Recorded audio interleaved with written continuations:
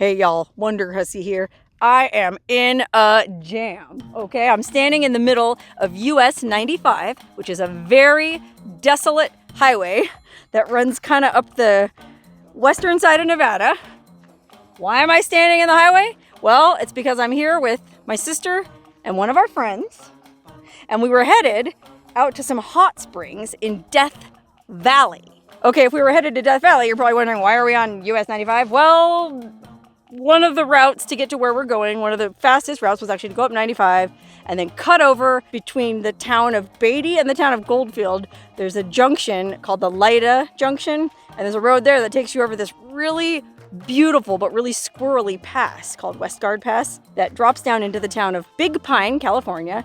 And there's an entrance to Death Valley, the part of Death Valley that we're going to, right outside Big Pine. But guess what happened? Oh my God. Okay, so we're driving up 95. We stopped in Beatty and gassed up.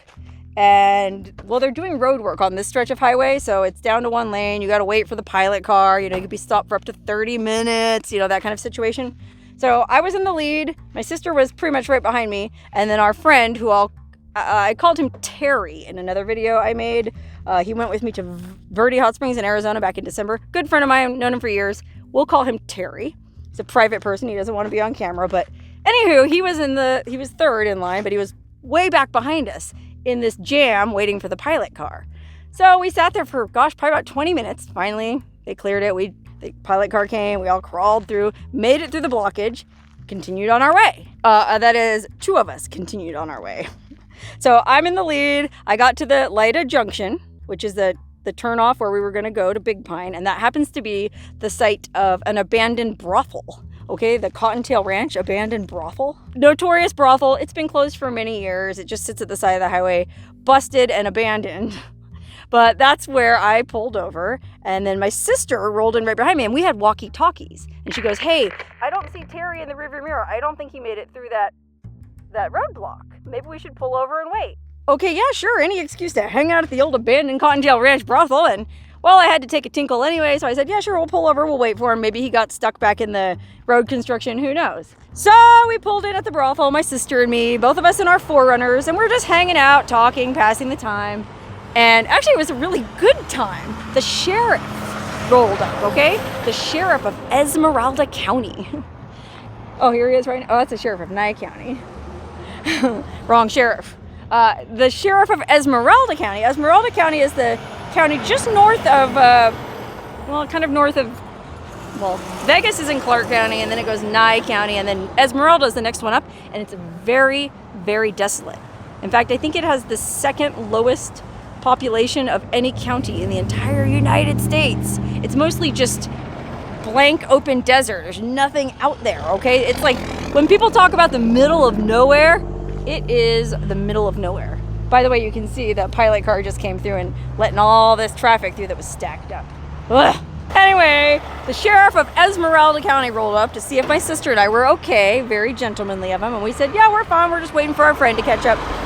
So we spent the next half hour just yakking with this sheriff, who was really a nice guy if you're watching this video. Hello, sheriff. Nice guy, nice looking guy, and he had all kinds of interesting stories and history about the area, and we really enjoyed talking to him. We spent a very pleasant, I looked at my watch and went, holy cow, it's been a half an hour. We better go try to figure out what's wrong with Terry. Now, we were right there talking to the sheriff, and we asked him, had he gotten any calls about accidents or anything. Well, there was no accident, so we knew that our friend was okay, but somewhere in the, 50-ish miles after we gassed up in Beatty and this Lida Junction, somewhere in there, he disappeared. So, of course, we kind of stood there dithering, trying to figure out what to do. The sheriff had to leave. He got a big rig pulled up. Oh my God, there was so much action at this very remote Lida Junction. A big rig pulled up while we were standing there and informed the sheriff that he saw a burro that was stuck in a fence. I'm not making this up, man. There should be a reality show about this. There was this big rig, and he was straight out of Central Casting, this big rig driver, big guy with a big belly and American flag ball cap. He got out of the truck and said, "Excuse me, sir, there's a burro with its head stuck in a fence down around mile marker 0 or wherever it was." So the sheriff had to go free this trapped burro. So unfortunately, he had to leave. End of conversation. So my sister and I are standing there like, okay, what should we do? Well, this particular friend of ours has been known to disappear without saying anything on occasion. So at first I thought, oh, well, you know, maybe it's not a big deal. But no, we're all trying to get to this hot spring before dark. He wouldn't be lollygagging. That's not like him. So I kind of figured probably what happened is he was having issues with his truck, which is kind of a long, complicated story that he's better at explaining, and he'll do so in a minute. He'd been having issues, and so I figured, oh, maybe his truck broke down at the side of the road, and he has AT&T for his cell provider, and my sister and I have Verizon, so we had signal and he didn't. You know, it just depends on where you are. Some carriers have signal, some don't. And out here in the middle of nowhere, well, many carriers don't. So we figured, okay, one of us should probably drive, one of us should stay there on the off chance that he did come up, and then the other one should go back and look for him. Well, right before we could do anything, the sheriff came back from his burro rescue mission. Come to find out, the burro's head wasn't cut in the fence at all. He was just wallowing in a big mud puddle and flopping his head around because he was enjoying a bath. And it looked like, I guess from the highway, it looked like the burro was stuck, but burro was fine. The sheriff actually took the time to stop by and let us know, and then he went on his way to do his thing. And we decided that I would stay at the brothel and wait while my sister headed back down the highway to look for Terry. Well, right not 1 or 2 minutes after my sister left, I got a phone call or a text from some random number, local area code number. Apparently, I was right. That's exactly what happened. Terry had broken down in an area where we had no cell signal, so a good Samaritan pulled over to help him, texted me using his phone saying, hey, Terry's at the side of the road. He has car problems. He said go on ahead without him and he'll figure it out. Go on ahead without him. What kind of friends would we be to do that? No, we've known Terry for a long time. We're not going to leave him at the side of the road in this extraordinarily desolate territory like that. No, sir. If I did that, well, my name wouldn't be Wonderhussy. So I had cell signal, so I called my sister. Hey, I heard from Terry. He's okay, but he's broke down the side of the highway. You know, I'm right behind you. We'll find him. So I got back in my car, followed my sister, went back through the dang pilot car rigmarole, and sure as sugar, oh gosh, about not 17 miles from where we were at the abandoned brothel, there was the truck broken down at the side of the road. Okay, Terry doesn't want to be on camera, but he doesn't mind his voice being recorded, so the crazy thing about all this is he's a surfer, and he just did this big expedition down to Baja California, and he was driving through like super remote parts of Mexico with this sword of Damocles dangling over his head. Imagine if this happened to him down there. So but he did have a problem on his way back from Mexico. What happened, Terry? Tell us. Well, when you come to a stop or a traffic light, the engine had no power when you hit the gas. You know, it was just minor. It went away. And the issue resolved itself? It resolved itself. Okay. So then it started up again in Huntington Beach, California. Oh, okay. I was visiting my buddy when I got back into California. Oh, okay. Same issue there, but minor, went away. Didn't really know what it was. Well, didn't you think this was something that should be addressed at this point? Like it was so minor. It was like, you know, it could be anything. It could be just bad fuel, water in the fuel. So anyway, I made it all the way up to Northern California to the Bay Area. Oh, okay. And I got near around San Rafael area, and the issue came about again. And you were only like 10 miles from your destination, right? Yeah, and it was just limpering along. It was getting worse and worse, so I stopped the truck, and I let it rest for a couple of hours, and I started searching forums on the diesel engine that this truck has. Yeah, it's a Duramax diesel Chevy Silverado. And everything was pointing to the fuel filter being clogged. Fuel filter clogged, okay. And you're supposed to change them regularly on a diesel. Okay. Anyway, we changed it out, and truck was running fine. No trouble for now, over a week. Nothing. It's been over a week, no issues with the truck. If you felt confident enough with the truck to want to take you all the way to this hot spring in Death Valley. Yep. But anyway, we're here at these road works. Yeah, he's waiting here in line for the pilot car, and we get the clear to drive on down the road. Yep. It started acting up again like it was before. Gosh. So I pulled over, and luckily I had another fuel filter. Let's have a look at this. Oh, so you happen to have a spare fuel filter. These are the diesel fuel filters, and see they're quite a large filter. Oh, gosh. And they're supposed to be changed like every other oil change or something for diesel. And you don't do that? I'll put it this way, I'm not that consistent at doing it. Ah, okay. Mm-hmm. But the problem is that being down in Mexico, their diesel is very high sulfur diesel. Oh, that Mexican diesel will do it every time. Yeah, it's known to be dirty, and so I figure, well, that's clogged the filter up. Yeah. This is actually a new filter. This is one I swapped out. You did all that right here at the side of the road. Right. And then this is the pump to When you put it in, you got to pump the fuel back into this because it's a dry filter. So you pump the Sure. fuel and use the bleed screw. You let the air out. Uh-huh. Once you see fluid Sure, flowing, yeah. Oh, gosh, seal yeah. it up. Started it. It's no trouble starting. The engine starts immediately. Why is that all covered with tinfoil? It's part of the air conditioning unit. Oh, okay. Yeah. So. It just looks it's like, a quick it fix. kind of looks jerry-rigged, man. It is Okay, jerry-rigged. all right. Sounds like looks like the work of somebody who would be driving around with a clogged fuel filter. Now, luckily, on the side of the road here, there was a diesel mechanic that works. There happened to be a diesel mechanic here doing the road crew. Yeah, works with the road crew on the heavy-duty equipment. So the diesel mechanic that was here servicing the road work equipment thought it was the lift pump? Yes. Okay. And the lift pump is similar to what you would have a fuel pump on your gasoline. So it's a fairly minor-ish repair? Yeah, it just needs. But if you could still drive, but if you do, you risk if doing I do, even he more said damage. if I can limp it down the road, I could do more damage to the fuel injector. Okay, so better not try to limp it down the road. Better get it to a mechanic that And can have it replace swap. your lift pump Yeah. ASAP. Okay, so obviously we're not making it to the hot springs tonight. It's like 4:30. You know, we got like 3 more hours of daylight. There's no way with this situation we would even want to go to the hot spring at this point. Well, now we got to figure out how to get this lift pump repaired in the shortest amount of time in the middle of nowhere. Thankfully, my sister and I do have cell signal here, so we were able to do some Googling. We are about 56 miles from Tonopah, which if you've ever been to Tonopah, is a pretty small town. Population 6,000, there is a garage, you know, a few garages. We're 156 miles from Las Vegas, which we guaranteed we could find a mechanic there. But, you know, we don't want to go back to Vegas, and it's out of our way. We're still hoping we can get this fixed and continue on to the hot spring. My friend seems to think he can still make it. We'll see. So, after making a bunch of phone calls and considering a bunch of different options, Tonopah ended up being our best option. We made some calls, and we found that there is a guy in Tonopah, a mechanic, that can do this repair. He knows diesels. My friend spoke with him on the phone. Guy confirmed he can do it, and had a buddy who is going to tow us to Tonopah. So this little road trip that we're supposed to be sitting in a hot spring right now drinking margaritas took a very strange turn. And now, well, we have no choice but to head to Tonopah for the night at least. And gosh, I don't know how long it's going to take them, assuming it's even really the lift pump, if they can get the parts and XYZ. It's not the trip we were banking on, but it sure is turning out to be an adventure. Okay, wow. Unfortunately, the tow guy doesn't want to be on camera, but he is a character.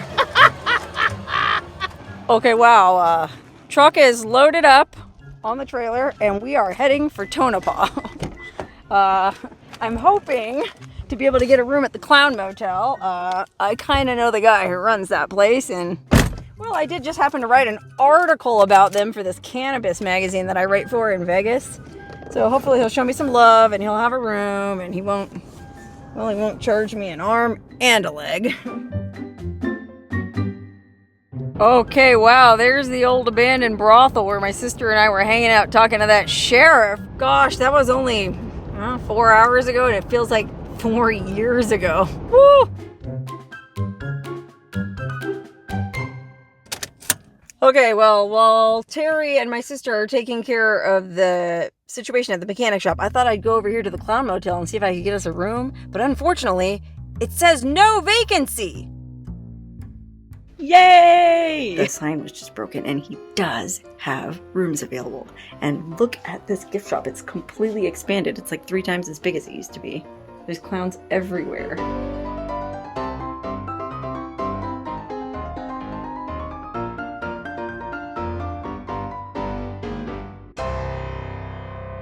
Far out, man. Haim hooked it up for us. We got a room, and it's pretty nice. He updated these rooms, and he did all his own artwork. He taught himself how to paint. Never painted a day in his life. But wait till you see this new and improved, fancy, updated Clown Motel room. Dun, dun, dun. Look at that. Fancy. Flowers on the table, clowns on the wall, 2 cozy beds, and most importantly, a hot shower. Oh my god, I can't wait to take a shower. Okay, well, I gotta put some warm clothes on because it's cold. We're at like 6,000 feet here. I thought we were going to Death Valley, so I'm wearing shorts and flip-flops, and I need to put some boots and leggings on, and then we gotta go get some food.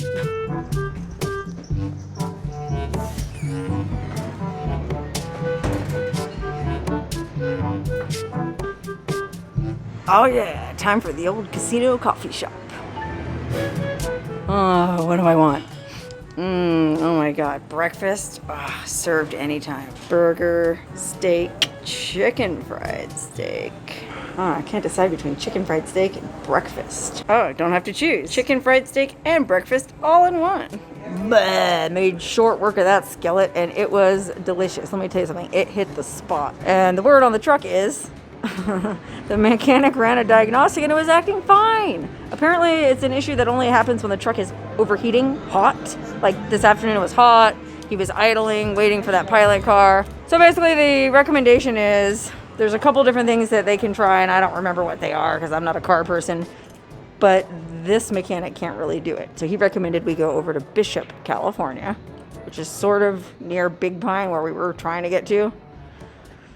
We're tired. We're just going to go to bed and think about it in the morning and figure out what to do. We could probably get his truck to Bishop. It's like 120 miles or something from here. Oh man, I don't know if we're ever going to make it to these hot springs though. Anyway, we are going back to the motel and get some sleep. Stay tuned to see what happens in the morning on the next edition of As the Hussy Turns. Okay, we're up. We've had some coffee. My friend Terry went over to the Napa Auto Parts store next door. I think I said last night that the guy ran the diagnostic. Truck seemed to be running fine, but it was... Oh gosh, I'm terrible with the names of this stuff. And Terry is at Napa right now, so he's not here to remind me. But the lift pump was one thing that he thinks he needs to replace. And then it was something to do with the airflow regulator or something like that, if that makes any sense. Which, that he feels like he could repair himself easily. Unfortunately, the Napa didn't have either one of those parts. So the closest diesel mechanic is in Bishop, California. That guy is booked 2 weeks out, so that's not an option. But we're not quitters. We decided what we're going to do is we're going to try to get his truck back down to Vegas. It's only 3 hours to Vegas. We can stay at my house. I got a good friend who has a shop that he thinks Terry can do these repairs himself. I don't know. Hopefully we can get his car back to Vegas. It'll probably take a day or two for him to take care of that. My sister is going to take care of... There's a complicating factor in all of this. My sister and I are trying to buy property in the desert and... Well, we just signed the contract yesterday morning, and so she's got some stuff she has to do with regarding escrow that she intended to do after we got back from the hot spring, but now that we're having to push back the hot spring, well, she's sitting over here at the table. I'll give you just a little peek of the side of her. She's sitting over there doing some work. And she's hoping, she didn't bring her laptop with her because she wasn't expecting to do it. She's hoping she has the information that she needs saved to the cloud. She can maybe do it on my laptop at my house in Vegas while Terry is fixing his truck. And then we'll be able to go to the hot springs after all, just maybe, 3-4 days later than we thought. Okay, well, we're locked and loaded and fingers crossed trying to head back down to Vegas now. One more thing I have to do is stop back in the motel office to drop off the key, and I'm hoping they have some coffee I can top off. But I noticed there's some really interesting signs in front of the office that I somehow missed last night. Museum has some haunted clowns. Are you still want to enter? Clown museum, caution, are you dare enough to enter? Danger, vampires are in the office. Oh, yikes, vampires. That's very, very scary. I mean, seriously, all joking aside, if you are into weird stuff, I really can't recommend this place enough. It's amazing. And bonus, it's next to this fascinating old pioneer cemetery with a bunch of really old, really creepy graves. Okay, enough lollygagging around. We gotta get on the road. Woo-wee. All right, we're on the road. Everything's going good. I gave Terry the other walkie-talkie. Yesterday, my sister and I had the radios. I only have 2 radios. So Terry's the one of us who doesn't have Verizon, so he doesn't have cell signal. He's got AT&T. Anyway, Terry's right in front of me. I'm following behind him. We're in communication. Everything's cool. We're headed straight to my friend's shop in Vegas. There's the old abandoned brothel where my sister and I were hanging out waiting for Terry yesterday, talking to the sheriff. That means we're only, I think, 17 miles from this roadblock.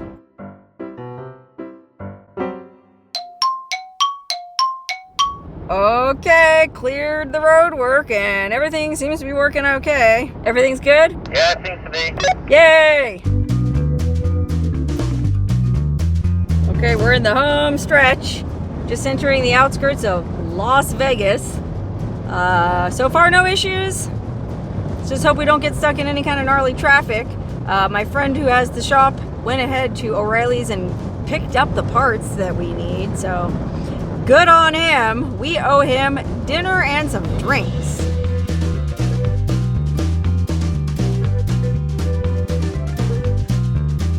Okay, we made it. My sis, me, and there's my friend taking care of Terry's truck at his shop. All right, going into this bar to have some pizza and a couple of drinks with my friends to celebrate the end of this adventure.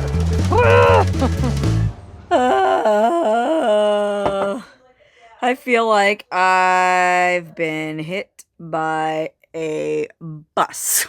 Well, I didn't shoot really any video last night. We went out and took our friend Sammy, to dinner and bought him some drinks for thanking him for, gosh, helping Terry fix his truck.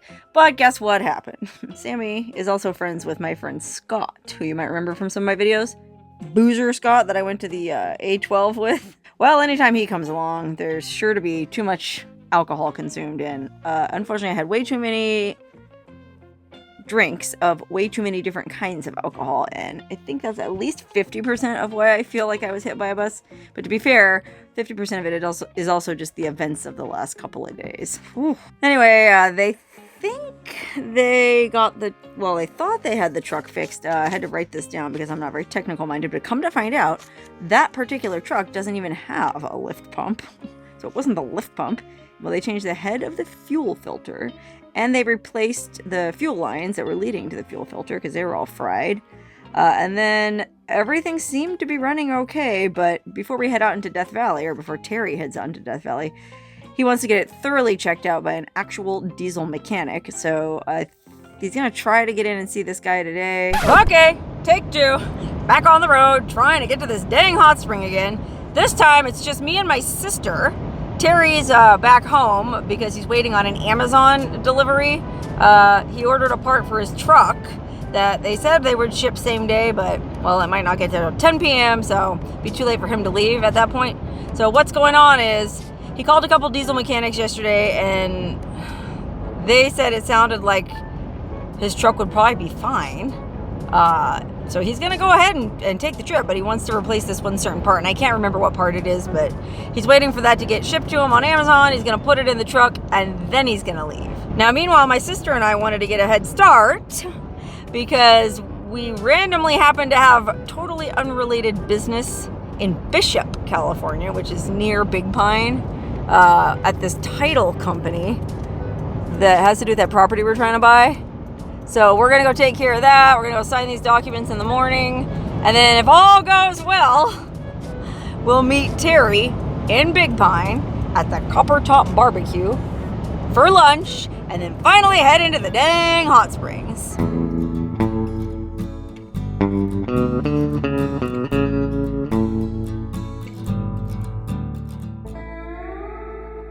All right, we made it to Bishop.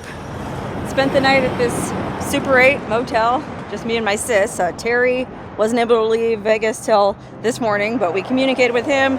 He's on his way.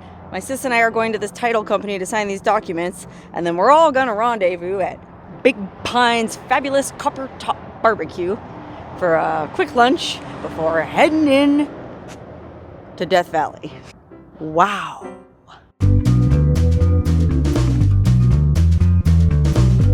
All right, got that taken care of. Exciting. We heard from Terry. Terry's on his way. He said he ought to be in Big Pine by 12:30. We're gonna meet him at the Copper Top Barbecue for lunch. All right, I'm here. My sister's here. Now we're just waiting on Terry. Hey, there he is.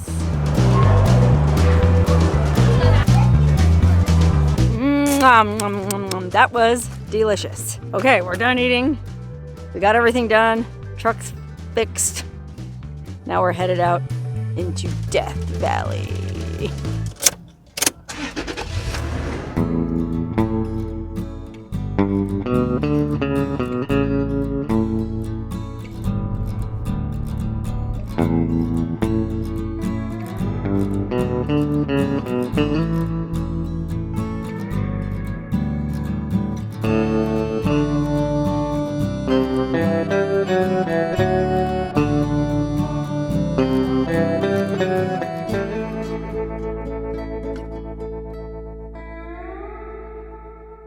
Oh my God, I never thought I would actually be saying this, but we finally made it to the hot springs. We met up with our friends that were already here. We set up our camp, and now it's time for a champagne toast to celebrate that wacky, wild, sometimes miserable, but always interesting journey that ultimately got us here to where we were going. And I feel like there's some kind of a lesson in all of this, and well, that might be that the journey can be the reward in itself. Well, I'm not sure about that with a journey like ours, but hey, we're gonna make the most of it. There's my sister walking through the desert, waving a stick of incense. And there's all my crazy friends. We all decided to walk up on the hill over here and watch the sunset and do a champagne toast to celebrate the journey. Okay, everyone, to the journey! Yay! To the journey. The journey is always the best part of the adventure.